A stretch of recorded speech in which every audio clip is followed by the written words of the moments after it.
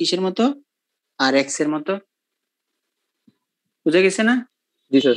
এখন আর এক্স এর মানটা কই পাবো? আর এক্স এর মানটা হচ্ছে এখানে যে x component y x component বের করলাম, সবগুলা যোগ করে দিলেই আমার কাজ শেষ। সবগুলা যোগ করে দিব। বুঝা গেছে? এটা এটা এটা যোগ করে দিব। যোগ করার পরে যা আসে তা। কিন্তু যোগ করার সময় অবশ্যই দেখবো কোনটা প্লাস কোনটা মাইনাস খেয়াল করে নিব। খেয়াল করার পরে যেটা আসবে এটাই হচ্ছে আমার আর এক্স অথবা আর এর মান। মানটা আসবে 622.57 নিউটন। এটা হচ্ছে আমার আনসার।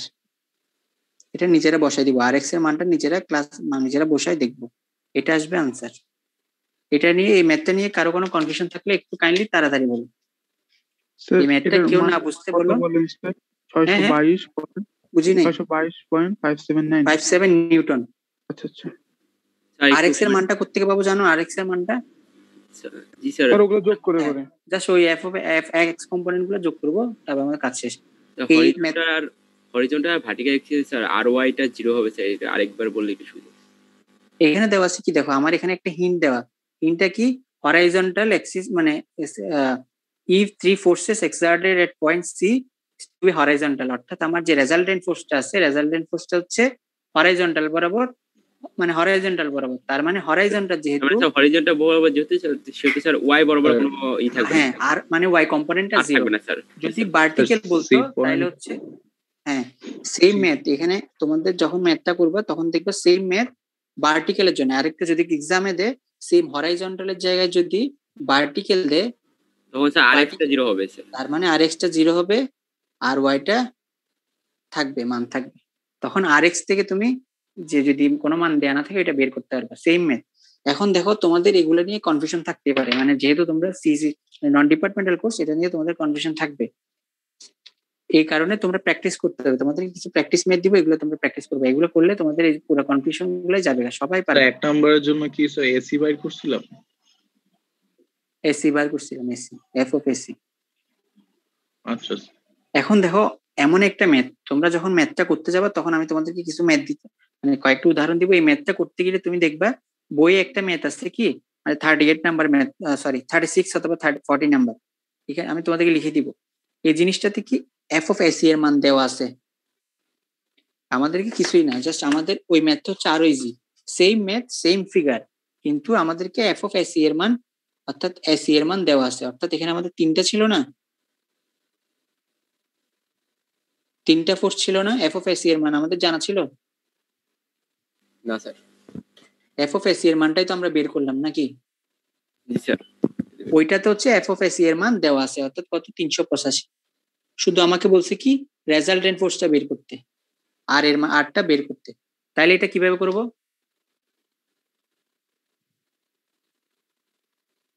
আর এর মেটটা বের করতে বলছে, তাহলে এটা কিভাবে করব?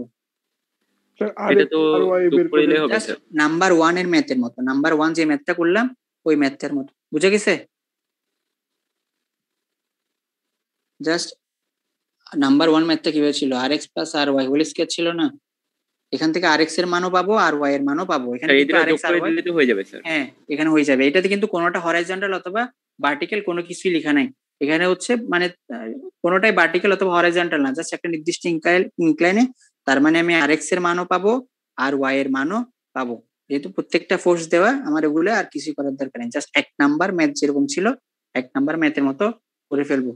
এটা হচ্ছে জাস্ট একই ম্যাথ তিন টাইপের আসতে পারে। একই ম্যাথ হরাইজন্টাল ছিল, ভার্টিক্যাল আসতে পারে, অথবা ভার্টিক্যাল অথবা হরাইজন্টাল কোনো কিছুই না, জাস্ট আমার এফ অফ সি এর মানটা দেওয়া। তখন আমি জাস্ট এক নাম্বার ম্যাথটা যেভাবে করছি ওইভাবে করে ফেলবো।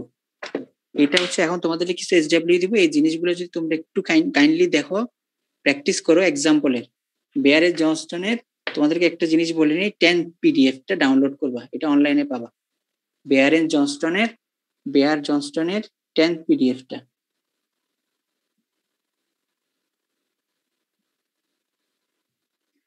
পিডিএফটা ডাউনলোড করবা 10th এডিশন, কারণ আমি ম্যাথগুলো দিচ্ছি 10th এডিশন থেকে। চ্যাপ্টার 2 তো চ্যাপ্টার 2 231 32 33 35 36 40 এই ম্যাথগুলা একটু প্র্যাকটিস করবে। এগুলো প্র্যাকটিস করলে তোমাদের সব কনফিউশন দূর হয়ে যাবে। জাস্ট এই ক্লাসে যেভাবে করাইছো এই ক্লাসে এভাবে করবা, সব কনফিউশন তোমাদের দূর হয়ে যাবে এই কয়েকটা ম্যাথ প্র্যাকটিস করলে। এই দুইটা ম্যাথ লাস্টে যে দুইটা ম্যাথ করাইলাম ওই দুইটার মধ্যে একটা ভার্টিক্যাল দেওয়া, একটা হরাইজন্টাল দেওয়া অথবা অ্যাসিড দেওয়া, এগুলো যখন দেখবা তখন তোমাদের সব কনফিউশন দূর হয়ে যাবে ইনশাআল্লাহ। স্যার আমার 2 একটু নম্বর চ্যাপ্টারের তাই না? 2 নাম্বার চ্যাপ্টারের। ইন্টারনেটে একটু সমস্যা ছিল স্যার। আপনার ওই যে এসি বাই করছেন স্যার, ওইখানে আগের দুইটা কিসের কাজে লাগছে আমার স্যার? এসি মানে আমরা যে এসি বাই করলাম স্যার, ওইখানে স্যার মানে আগের দুইটা কিসের কাজে আসছে আর কি? আগের দুইটা এক্সিসের মানগুলা তাইলে আগের দুইটা অ্যাক্সিসের বলতে স্যার মানে তিনটা পার্ট করলাম না স্যার সেকেন্ড ম্যাথটায়, ওইখানে তো এসি বাইর করার জন্য তো আমার ভ্যালু দেওয়া ছিল না 1460 960, তো এটা দিয়ে তো এসি চলে আসার কথা না, তাহলে আগের দুইটা কেন কাজ করলাম 500 আর 200 যে? এসি এর মান যদি দেয়া না থাকে তখন বলতেছি, এসি এর মান যদি দেওয়া না থাকে এটা তো তখন স্যার তুমি ওই দেওয়া ছিল প্রসিজার না। করবে। এটার ক্ষেত্রে তুমি ফিগারটা বই দেখে নিবা, 36 নাম্বার ম্যাথটা দেখে নিবা। 36 নাম্বার ম্যাথটা যেভাবে দেওয়া আছে ওইভাবে করবো। এটা তো হচ্ছে এসি এর মান দেওয়া আছে, তার মানে আমার এতভাবে করতে হবে না, মানে আর এসি এর মানটা বের করতে হবে না যদি দেওয়া থাকে। দেওয়া না থাকলে তো যে কোনো একটা হরাইজন্টাল অথবা ভার্টিক্যাল দেওয়া থাকবে, ওই হরাইজন্টাল ভার্টিক্যালের ইকুয়েশন থেকে আমি জাস্ট এই এসিটা বের করব। যদি এসি এর মান দেওয়া থাকে আমার, তাহলে আমার এগুলো তো করা লাগতেছে না, ম্যাথটা আরো ইজি হয়ে যাচ্ছে। অর্থাৎ আমি জাস্ট 1 নাম্বার ম্যাথের মতো আর এক্স এরও একটা মান পাবো আর ওয়াই এরও একটা মান পাবো, ওখান থেকে আমি জাস্ট আর এক্স এটাকে কিভাবে সলভ করব। যদি এসি এর মান দেওয়া থাকে তাহলে হচ্ছে এভাবে করব, যদি দেওয়া না থাকে তাহলে হচ্ছে হরাইজন্টাল অথবা ভার্টিক্যাল যেটাই দেওয়া থাকুক না কেন ওই ইকুয়েশনটা সলভ করে এসি এর মান বের করব, তারপর এটা বের করব। বুঝা গেছে? জি স্যার। এবার ম্যাথ করবো না, জাস্ট একটা জিনিস একটু দেখো, আগামী ক্লাসে এই জিনিসটা তোমাদের লাগবে। এখন হচ্ছে 3D4 সিস্টেম 3 নাম্বার ম্যাথ, যেটা গুগল ক্লাসরুমে দেওয়া, এটা আগামী ক্লাসে বলবো। 3D4 সিস্টেম এটা হচ্ছে আমাদের যতগুলো ম্যাথ ছিল সবগুলো দেখো 2D ছিল, এক্স এন্ড ওয়াই অ্যাক্সিস। যেহেতু 3D4 সিস্টেম তার মানে এখানে হচ্ছে আমার জেড অ্যাক্সিস থাকবে, জেড অ্যাক্সিস থাকবে, ধরলাম এটা আমার রেজাল্টেন্ট। এক্স অ্যাক্সিসের সাথে রেজাল্টেন্ট হচ্ছে থিটা এক্স, ওয়াই অ্যাক্সিসের সাথে এটা হচ্ছে থিটা ওয়াই, এটা ধরলাম এফ। আর জেড অ্যাক্সিসের স্যার এই সাথে প্রসেসটা দিয়ে কি স্যার ওই আগের ম্যাথটা করা যাবে না? কোন প্রসেস দিয়ে? এই যে এখন যেটা করবেন স্যার, মানে মেইন এই রেজাল্টেন্টের সাপেক্ষে সবগুলা থিটা নিয়ে যে কাজটা, এই ম্যাথটা করতেছি আর কি। এই ম্যাথটা কিভাবে করতে? মানে স্যার এই আমি যে এটা আপনি যে ওইটা কি স্যার, দেখাইছি, এটা কি প্রসেস তোমাকে এখন দেখাইছি? না স্যার মানে এই ম্যাথটা স্যার ওই ইন্টার আর কি স্যার প্রসিজারে স্যার দেখছিলাম আর কি করতে পারবা মানে 3D দিয়ে? স্যার cos থিটা স্যার, তো ইউনিট ভেক্টর দিয়ে? তো sin থিটার cos থিটা দিয়ে করার কথা না স্যার এইটা? সাইন থিটা কস থিটা যেটা দিয়ে করবে, এটা আমি শেষ করি তারপর তুমি করতে পারো কিনা তুমি বুঝবে। এটা হচ্ছে থিটা জেড। কোয়েশ্চেনটা করবে আমি কোন একটা জিনিস শেষ হলে তারপর না তোমাদের স্যার আমি হচ্ছে বলতেছিলাম যে মানে এই প্রসেসটা কি ওইটাই খাটবে স্যার? এটা আমি প্রসেসটা কি বলছি এখনো? আচ্ছা না স্যার, ওকে স্যার।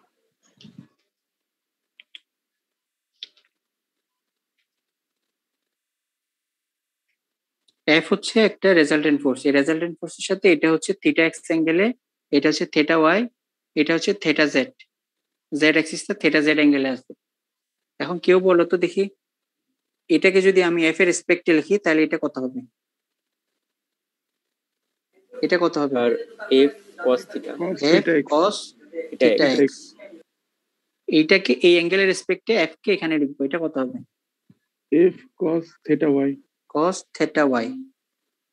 এটাকে লিখবো f cos theta Cos z theta z। f cos theta z। Theta Z. এই জিনিসটা সবাই বুঝছো? এই জিনিসটা সবার বুঝাচ্ছে? জি স্যার। আচ্ছা, এখন আমরা কি জানি, এখন একটু খেয়াল করো, এফ অফ আমরা জানি এটা হচ্ছে ভেক্টর, ভেক্টরের প্রত্যেকটা, এটা হচ্ছে ভেক্টরের স্কেলার ইনটু ইউনিট ভেক্টর দিয়ে গুণ দিলে ভেক্টরটা পাবো। সেম ভাবে ফুল রেজাল্টেন্ট এটাকে যদি আমি প্রত্যেকটা আলাদা আলাদা ভাবে যোগ দেই, এটা আমি এইভাবে লিখতে পারি না?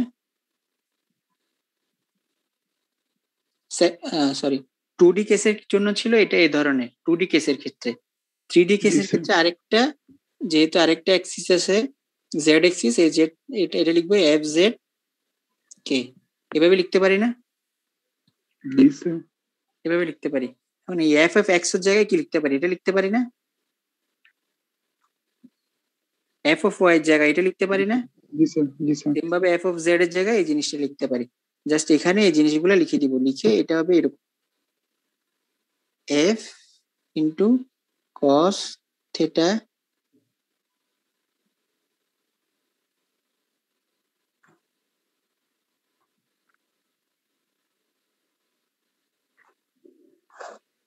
এই জিনিসটা বোঝা গেছে? এটা কিভাবে লিখতে পারি? এটা এভাবে লিখতে পারি না?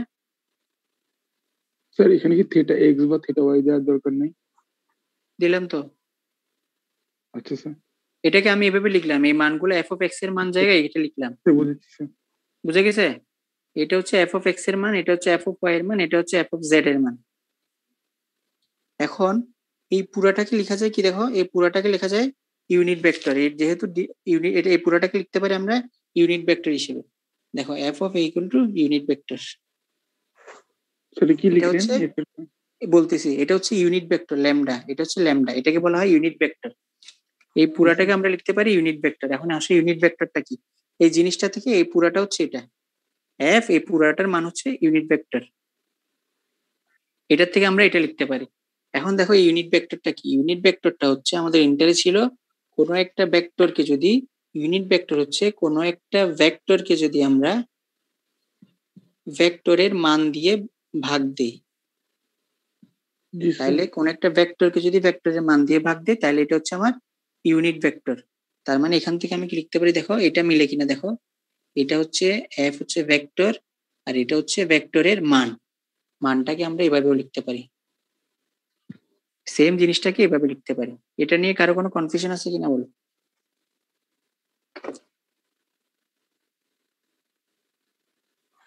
না স্যার। এই জিনিসটা এভাবে লিখতে পারি না? লিখতে পারি? জি স্যার। এই পুরো সলভটা কিভাবে আসে দেখো, এটা হচ্ছে ইউনিট ভেক্টর, অর্থাৎ কোন একটা ভেক্টরকে যদি ভেক্টরের মান দিয়ে ভাগ দেয় তাহলে এটা হচ্ছে ওই ভেক্টরের ইউনিট ভেক্টর। এখন সেম ভাবে দেখো এই জিনিসটা কিন্তু এখান থেকেই আসছে, এটা হচ্ছে এফ ভেক্টর, এটা হচ্ছে এফ অফ। এখন এটাকে যদি আমি এভাবে লিখি, এটাকে কি লেখা যায়? F of X I plus F of Y J F of Z K. আর এটা যেহেতু মান, নিচেরটা লেখা যায় F of X square plus F of Y square plus F of Z square. আমার থেকে নেক্সট ক্লাসে এই সূত্রটা লাগবে। এই সূত্রটা কিভাবে আসছে এইভাবে দেখাইছি, আমার কাছ থেকে নেক্সট ক্লাসে এই সূত্রটা আমার লাগবে। এটা নিয়ে কারো কোনো কনফিউশন থাকলে বলো। স্যার এখানে কি ওই যে এফ যে উপরেরটা দিয়েছেন ওইটা কি বার চিহ্নটা আছে?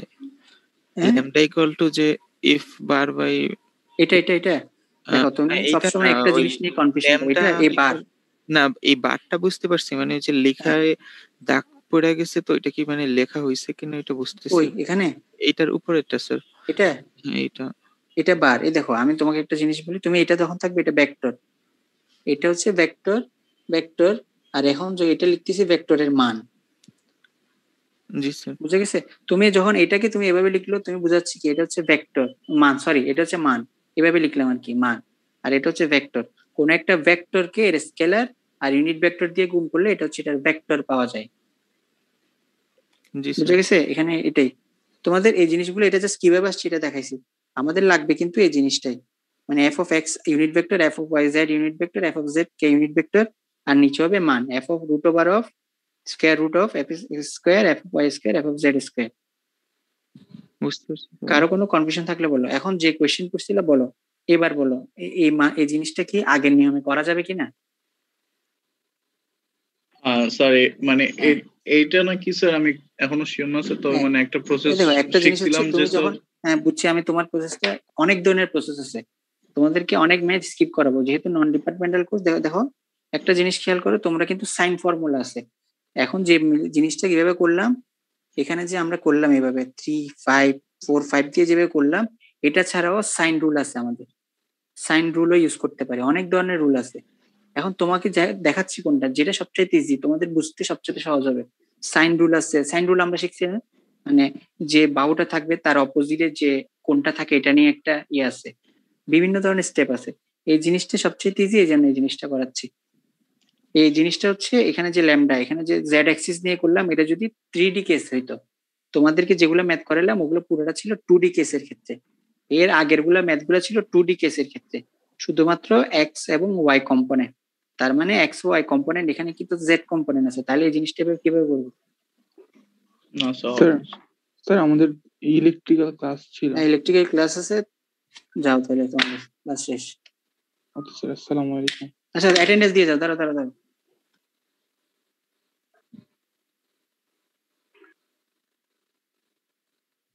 রেকর্ডটা অফ করো।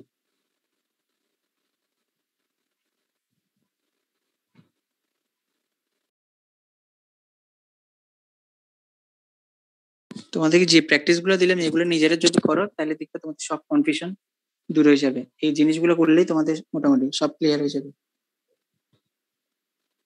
তোমাদের নেক্সট উইকে একটা এক্সট্রা ক্লাস আমার দরকার, যে কোনো একদিন একটা এক্সট্রা ক্লাস লাগবে। এটা হোক ক্লাস টাইমের ভিতরে অথবা ক্লাস টাইমের বাইরে হোক, সমস্যা নেই, সন্ধ্যার পরে হইতে পারে, যেহেতু এক্সট্রা ক্লাস সন্ধ্যার পরেও দিতে পারো, কিন্তু আমার এক্সট্রা ক্লাস লাগবেই। অ্যাটেন্ডেন্স দিয়ে বেরো যেতে পারো। সিয়া সবার সাথে যোগাযোগ করে আমাকে টাইমটা জানাই দিবা নেক্সট উইকে। আচ্ছা স্যার। জি স্যার। অ্যাটেন্ডেন্স দিয়ে যাইতে পারো। আসসালামু আলাইকুম স্যার। ওয়ালাইকুম আসসালাম।